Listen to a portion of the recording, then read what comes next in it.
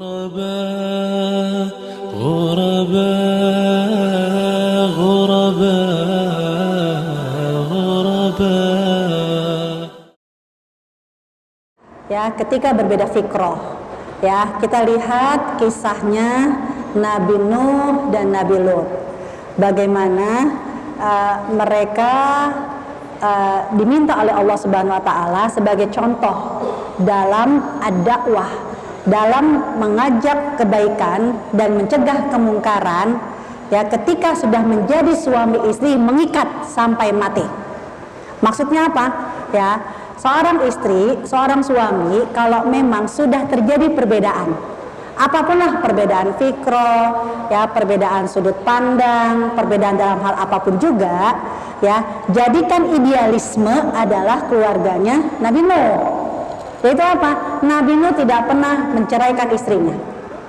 Asia tidak pernah menggugat suaminya. Kenapa? Karena udah terlanjur punya suami, punya istri kayak begitu. Udah terlanjur. Mau nggak mau, ya tugas dia adalah berdakwah, mengajak.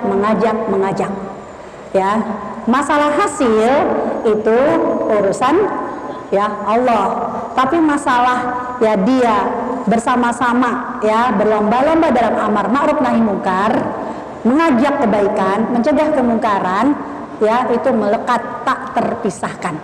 Itu idealismenya. Ya, kapankah selesai ya tugas mengajak istri, tugas mengajak suami ketika dua kemungkinan? Istrinya meninggal duluan atau suaminya yang meninggal duluan. Ini yang pertama. Ya. Berbeda kalau kondisinya udah beda agama. Kalau udah beda agama berarti udah diceraikan oleh Allah Subhanahu wa Ta'ala, udah batal, udah fasih. Tapi kalau masih beda fikroh, lihat sejauh mana ya kita masih bisa menyelamatkan suami kita.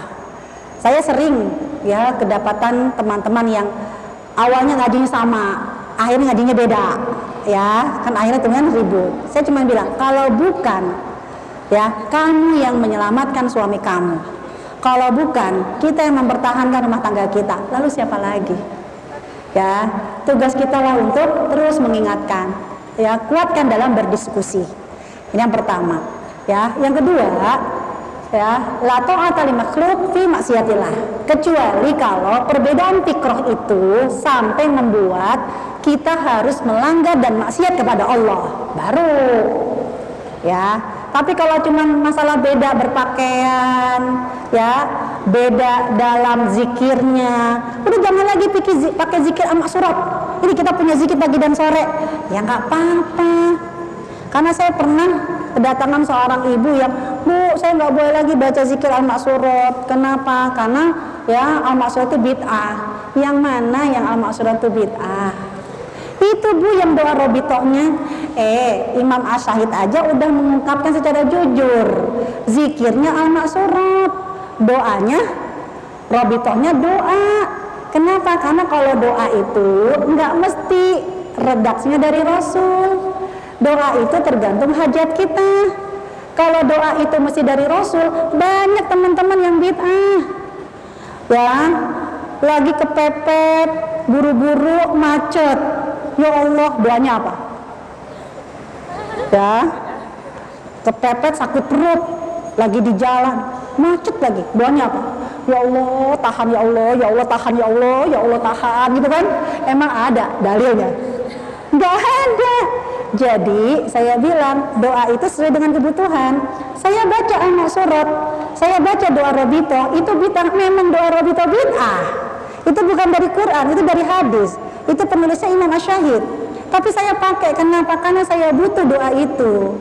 Saya tidak punya kata-kata yang lebih baik dari ya doa robito. Kalau memang nggak mau baca nggak apa-apa. Tapi jangan bilang al-maksuratnya bid'ah. Yang bid'ah itu zikir doa robitohnya. Nah, kalau cuma perbedaan, bacanya jangan yang ini, baca jangan itu.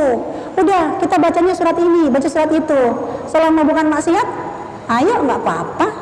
Kecuali kalau jangan lagi baca Al-Quran, panas saya kalau kamu baca Al-Quran. Nah baru. Jadi la ta'ata li makhluk fi maksiatillah. Tidak ada taat sama makhluk dalam rangka maksiat.